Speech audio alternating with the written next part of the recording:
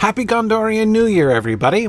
It's the 25th of March, the day we remember the ring going into the fire, which shall always be remembered as the beginning of the new year in Gondor, starting in the Fourth Age. In any case, today is a day often known as Tolkien Reading Day to many. As I've often said before, I don't fully accept the idea of Tolkien Reading Day because it seems to me to involve the concession that there are other days in which one does not read Tolkien, which seems to me strange. But nevertheless, I'm always interested to read Tolkien on Tolkien Reading Day. So let's do that. Today, we're going to read a poem. And we're going to read a fun poem that Tolkien wrote sometime in the 20s. So recently, you've probably heard me talk about the fact that it has been recently announced that this fall, the fall of 2024, we are going to receive the poetic works of J.R.R. Tolkien, edited by Hammond and Skull. I'm enormously excited for this publication. I am more excited for this publication than any publication of a Tolkien work since the end of the history of Middle-earth. It's phenomenal. So excited. And when people have asked me what poem am I most excited, what am I most excited to see in the complete poetic works, I always say Monoceros is the poem I am most excited to see. So let me give a little bit of background here. In, 1927, I believe, I'm referring to the introduction, well, not the introduction, the whole thing. I'm referring here to The Adventures of Tom Bombadil, edited by Hammond and Skull, in which they gave us access to several poems that had never been published before, one of which I'm going to read to you. But in any case, so in 1927, in the Stapleton magazine, everyone's favorite periodical, under the sort of a joke name of physiologist, a Latin name which means naturalist, basically. He published, there were 4 poems that he published under the collective title of Adventures in Unnatural History and Medieval Meters, being the Freaks of Physiologists. That's the collective title. So these are 4 satirical poems, which are themed on animals. Now, 2 of these, of course, get in a sort of form later life.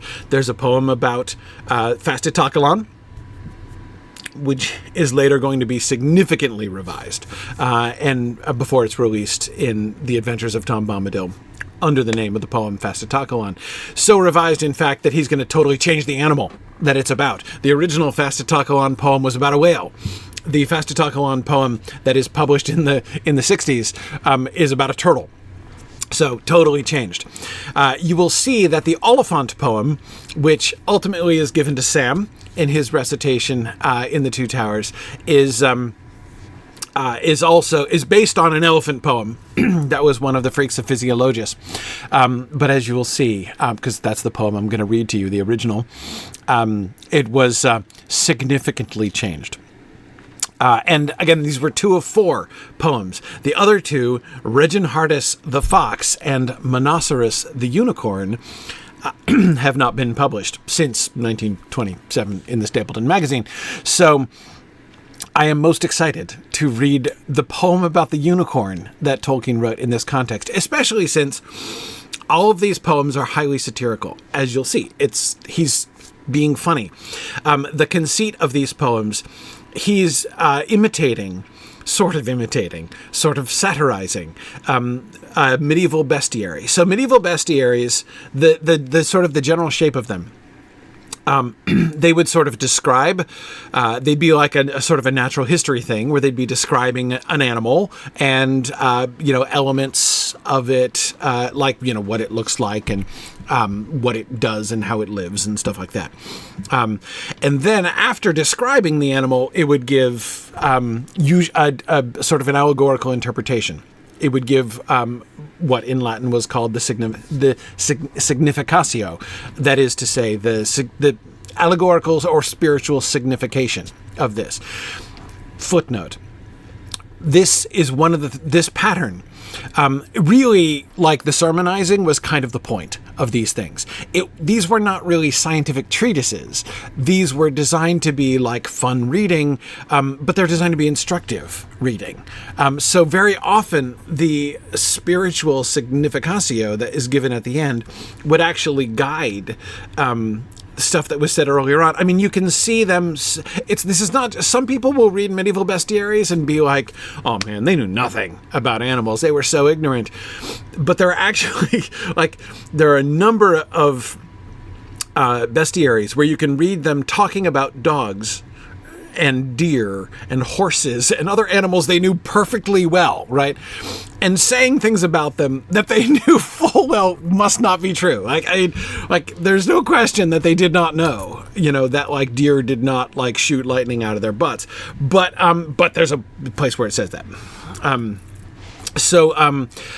Anyway, again, so it's not that they were under some kind of misconception about what actually happened. It's that they didn't care.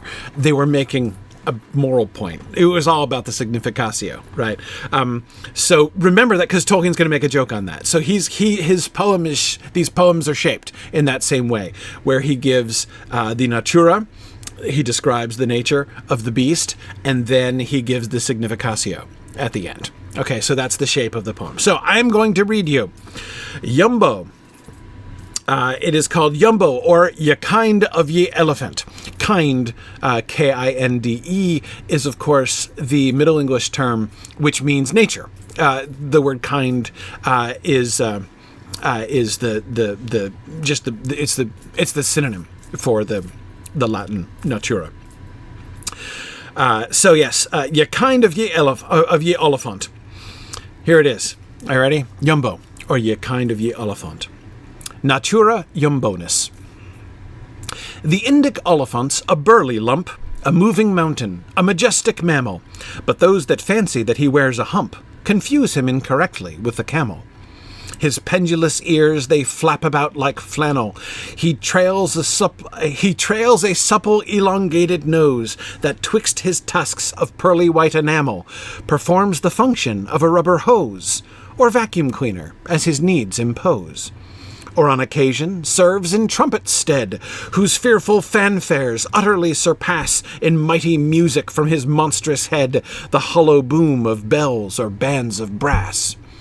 Nor do these creatures quarrel, and alas, do neighbors musical in western lands, in congregations. Sorry, let me do that one again.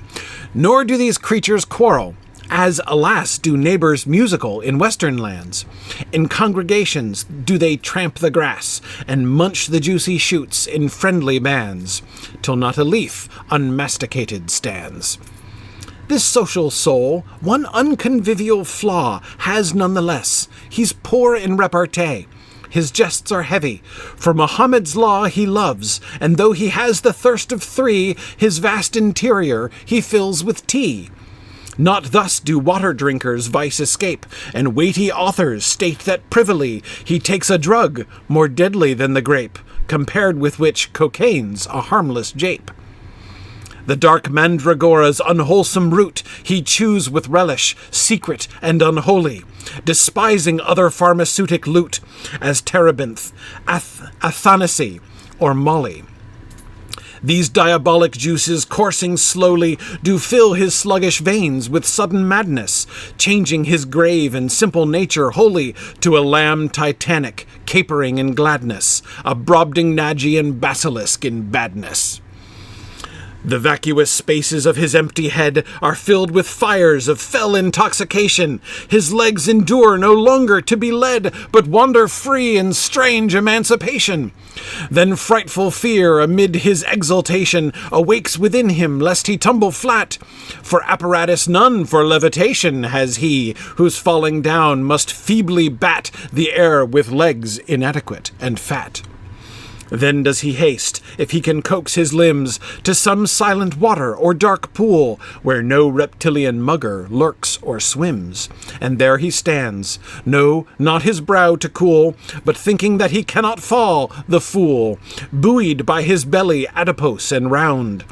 Yet if he find no water, as a rule, he blindly blunders, thumping o'er the ground, and villages invades with thunderous sound. If any house oppose his brutish bump, then woe betide, it crumples in a heap, its inmates jumbled in a jellied lump, pulped unexpecting in imprudent sleep. When tired at last, as tame as any sheep or jaded nag, he longs for sweet repose, in a tree whose roots like serpents creep, of girth gigantic, opportunely grows, whereon to lean his weary bulk and doze. Thus will his dreams not end in sudden jerk, he thinks. What hopes? For hunters all too well acquainted with this little for hunters all too acquainted with his little habits, lurk beneath the upas' shade. A nasty cell for Oliphaunt they plan, his funeral knell. With saws they well nigh sever all the bole, then cunning prop it, that he may not tell, and thereunto he trusts his weight, poor soul. It all gives way, and lands him in a hole. Significatio. The doctrine that these mournful facts propound needs scarcely pointing, yet we cannot blink the fact that some still follow base mahound, though Christian people universally think that water neat is hardly fit to drink. Not music nor fat feeding make a feast, but wine and plenty of it. Good men wink at fun and frolic, though too well policed, when mildly canned or innocently greased. But those whose frenzy's root is drugs, not drink, should promptly be suppressed and popped in clink. Here endeth the reading. So there are several things in this poem that you'll notice. I'm not going to talk about it for ages here, but just a couple comments I cannot forbear. You will notice that, like halfway through, he's talking about like teetotalers who do drugs, right? And one is tempted to ask by like no more than halfway through this poem, right? Is he still talking about elephants? Like, are we talking about something else? That's exactly how medieval bestiaries work. It's like the way in which he is like transparently setting up the significatio. Like, it's like, I'm building this long sermon illustration, essentially, right? Is what he does.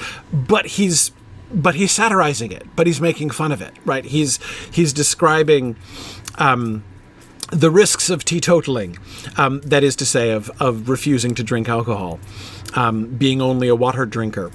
And so he's giving the elephant as an example of one who is a teetotaler. He does not, in fact, drink wine or beer, but he's invented this idea of elephants, which is, again, a very medieval bestiary thing to do, that elephants chew this intoxicating root, which makes them act in all of these horrible and improbable ways, and indeed, in the end, leads to their destruction as they fall into traps set for them by hunters, equally improbable and comical traps.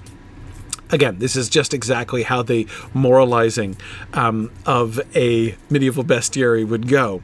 Except, of course, he then satirizes that at the end as the significatio, of course, like the moral teaching, like the sermon that all of this illustration is building up to, is an anti-teetotaler sermon. Like, so it's like, and therefore, little children, we see why it is much better to drink alcohol.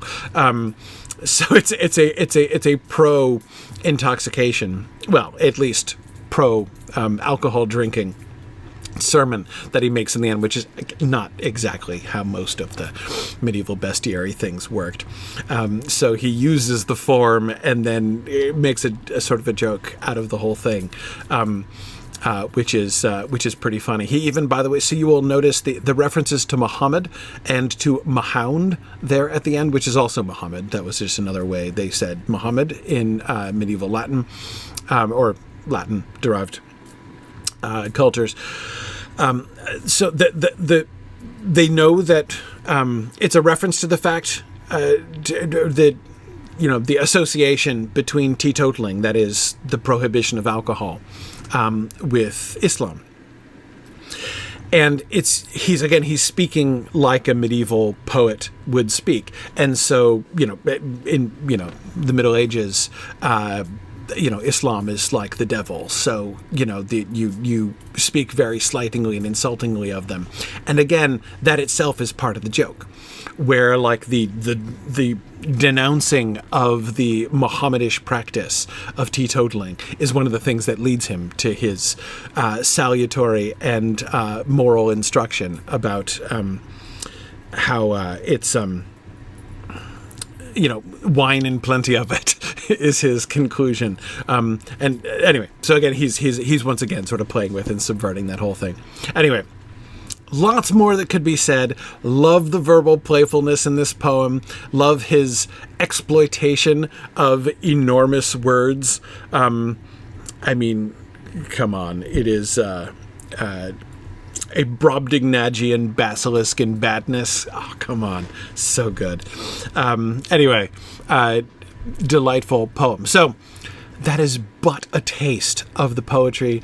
More of Tolkien's poetry from the 20s, when he was in this whole big thing of, he wrote a lot of satire in the 20s, and I'm loving it. I would really love to read more of the poetry that he wrote in the 20s, and I hope we get a good deal of it. Anyway, thanks very much. Happy Gondorian New Year, everybody. See you guys soon.